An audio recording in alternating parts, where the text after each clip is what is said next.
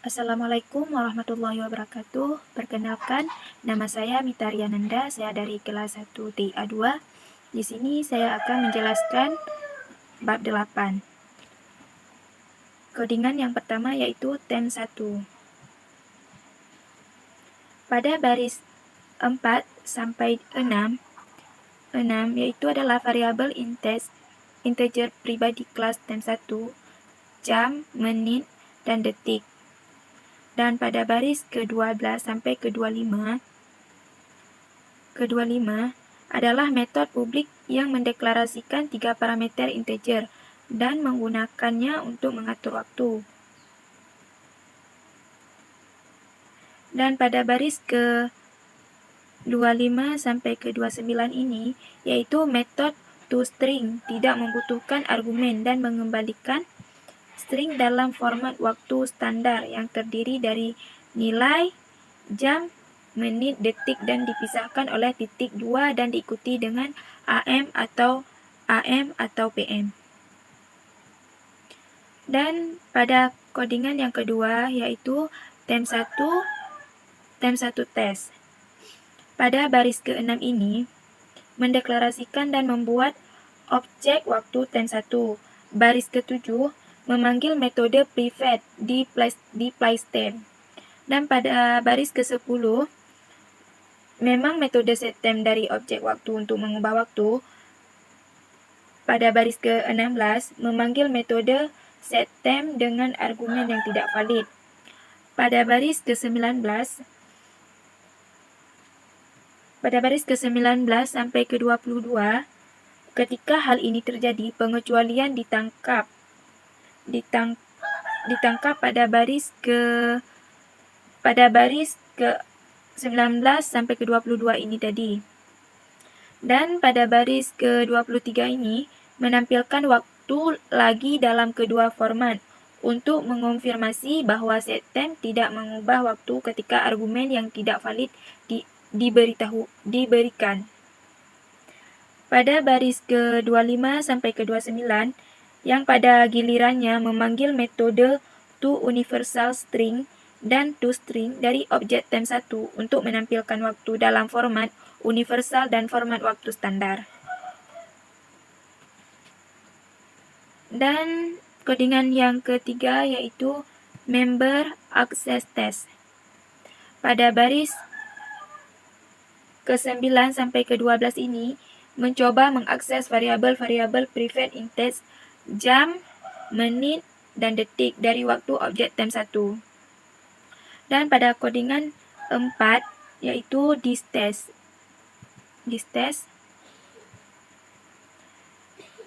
Baris ke-3 sampai ke-8 ini metode utama kelas thisTest menunjukkan kelas simpletime. Dan pada baris ke-13 sampai ke-15 mendeklarasikan 3 variabel integer privat yaitu jam, menit, detik, dan detik. Pada baris ke-17 sampai ke-21 yaitu menerima 3 konstruktor integer untuk menginisialisasi objek simpletime. Dan pada baris ke-23 sampai ke-28 mengembalikan string yang dibuat oleh pernyataan yang menggunakan referensi ini secara eksplisit dan implisit. Dan pada baris ke-31 sampai ke-32 dalam metode toUniversalString secara eksplisit menggunakan reference ini untuk mengakses setiap variabel integer. Dan kodingan yang kelima itu tem 2. Contoh ini adalah yang pertama di mana kita mendeklarasikan 2 kelas dalam satu file. Kelas thisTest dideklarasikan di baris 3 sampai 7. Dan konstruktor kelas tem 2 memanggil satu konstruktor dari yang lain melalui baris 8 sampai ke 10. Ini mendeklarasikan apa yang disebut konstruktor tanpa argumen yang dipanggil tanpa argumen. Dan pada baris ke-12 sampai ke-18 mendeklarasikan konstruktor tem 2 dengan parameter integer tunggal yang mewakili jam, jam yang dilewatkan dengan 0 untuk menit dan detik ke konstruktor. Dan pada baris ke-16 sampai ke-18, mendeklarasikan konstruktor tem2 yang menerima dua parameter integer, mewakili jam dan menit, yang diteruskan dengan 0 untuk yang kedua ke konstruktor. Dan pada baris ke-20 sampai ke-33, mendeklarasikan konstruktor tem2 yang menerima 3 parameter integer yang mewakili jam, menit, dan detik. Pada baris ke-35 sampai ke-37, mendeklarasikan konstruktor tem2 yang menerima referensi ke objek tem2. Dan pada baris ke-39 sampai ke-37, pada baris ke-35 sampai pada baris ke-39 sampai 52, melempar illegal argument exception. Dan pada baris ke-42 sampai ke-45 dan 48, melempar illegal argument exception jika ada argumen metode yang berada di luar jangkauan. Jika tidak, ini akan mengatur intage tem2 variabel ke nilai argumen pada baris ke-50 sampai ke-52. Nah, catatan mengenai set kelas tem2 dan dapatkah metode dan metode get konstruktor tem2 dipanggil ke seluruh kelas. Secara khusus, metode untuk universal string dan metode panggilan toString, getHor, getMinutes, getScon, masing-masing di baris 100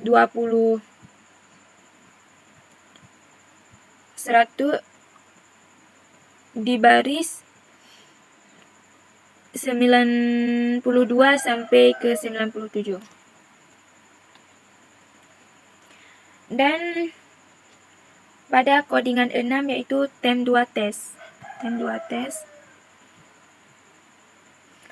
Baris ke-6 sampai ke-10 memanggil konstruktor tem2 yang kelebihan beban.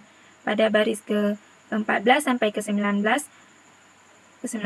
mendeklarasikan konstruktor tem2 dengan parameter integer tunggal yang mewakili jam yang dilewatkan dengan 0 untuk menit dan detik ke konstruktor. Dan penjelasan pada baris selanjutnya juga sama dengan codingan tem2 tadi. Dan codingan 7 yaitu det.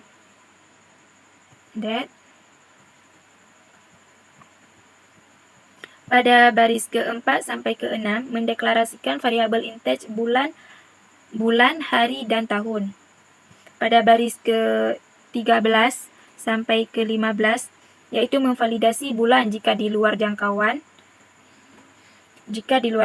Pada baris ke-14 sampai ke-20 memvalidasi hari itu. Pada baris 22 sampai ke-25 melakukan pengujian tahun kabisat untuk Februari. Pada baris ke-27 sampai ke-28 menginisiasi variabel intage date. Pada baris ke-34 sampai ke-38 disebut secara implisit untuk obtain representasi string object. Dan pada codingan 8 yaitu employee.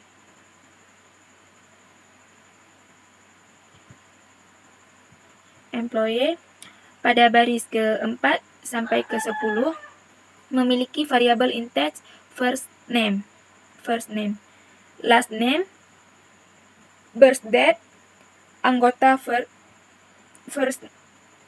first name dan last name adalah referensi ke objek string.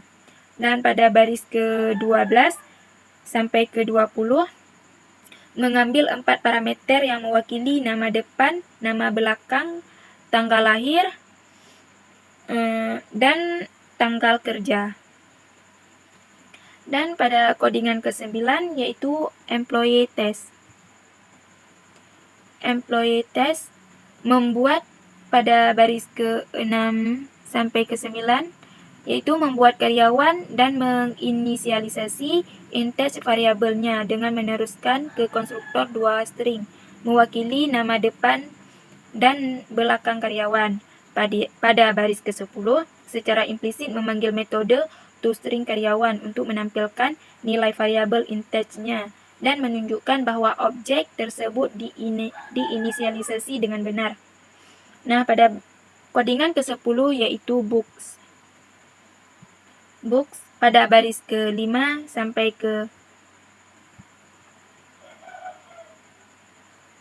pada baris ke-5 sampai ke-27 ini berisi dua bagian konstanta enum dan anggota lain dari tipe enum.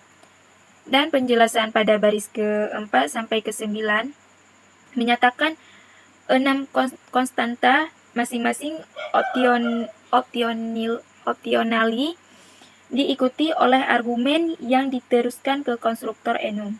Dan baris ke-11 sampai ke-12 mendeklarasikan variabel contoh judul dan hak cipta.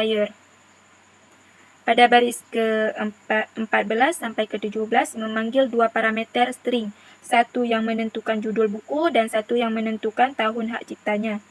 Pada baris ke-19 sampai ke-26 menyatakan metode yang masing-masing mengembalikan judul buku dan hak cipta. Nah, pada kodingan ke-11 yaitu enum test. Pada baris ke-7 sampai ke-9 yaitu menggunakan pernyataan for yang disempurnakan untuk menampilkan konstanta yang dinyatakan dalam buku enum. Dan pada baris ke-13 sampai ke-14 yaitu untuk menampilkan rentang konstanta buku enum dalam buku enum. Dan kodingan ke-12 yaitu employee. Baris ke-5 jika variabel statik tidak diinisialisasi, kompiler menetapkan nilai default. Dalam hal ini 0 nilai default untuk tipe integer. Dan pada baris ke-14 ketika objek karyawan ada, jumlah variabel dapat digunakan dalam metode apapun dari objek karyawan. Contoh ini menambah jumlah dalam konstruktor. Dan pada baris ke-18 sampai ke-29 mengembalikan jumlah objek employee yang telah dibuat sejauh ini. Nah, kodingan ke-14 yaitu static import test. Static import test. Baris kedua ini adalah deklarasi import statis yang mengimpor semua bidang statis dan metode kelas matematika dari paket saya, yaitu paket ini. Dan baris ke-7 sampai ke-10 mengakses bidang statis kelas matematika E. Yaitu baris kedua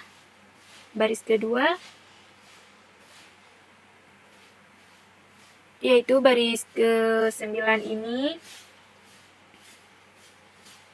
adalah mengakses bidang statis kelas matematika. Dan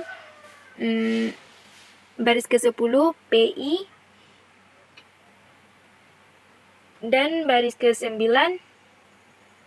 dan baris ke-8 yaitu sel dan baris ke-7 yaitu SGRT.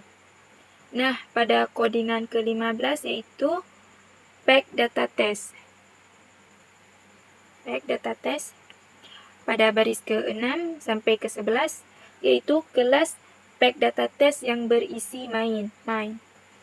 Dan kompiler menempatkan dua file kelas direktori yang sama. Anda juga dapat menempatkan kelas pack data pada baris ke-14 sampai ke-26.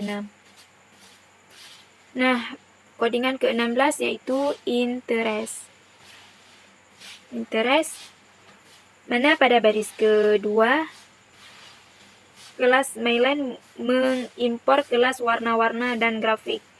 Nah, pada baris ke-6 sampai ke-9 mendeklarasikan variabel integers untuk koordinat titik-titik akhir yang diperlukan untuk menggambar garis.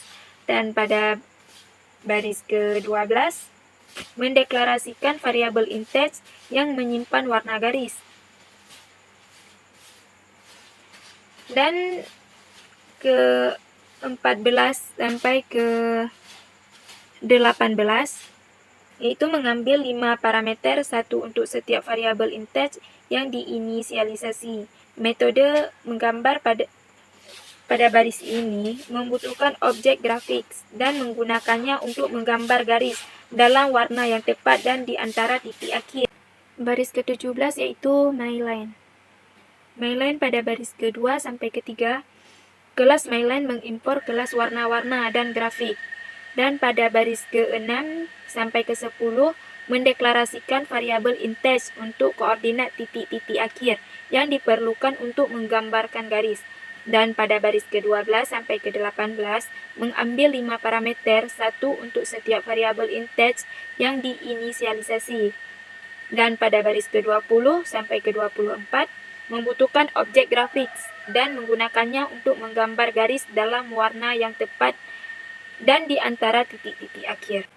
Dan kodingan ke-18 yaitu draw panel. Pada baris ke-10 sampai ke-12 mendeklarasikan baris array myline untuk menyimpan garis yang akan digambar. Pada baris ke-15 menetapkan warna latar belakang ke color. Pada baris ke-17 membuat larik dengan panjang acak antara 5 dan 9.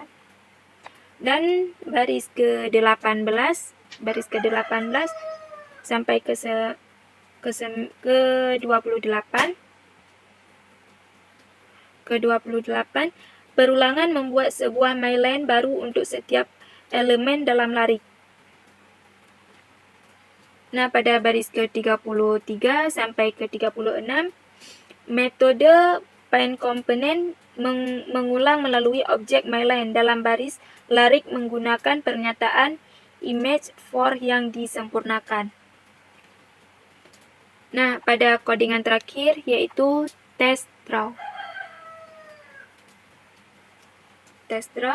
Kelas test draw pada kodingan ini menyiapkan jendela baru untuk menampilkan gambar kita, karena kita mengatur koordinat untuk garis hanya sekali dalam konstruktor.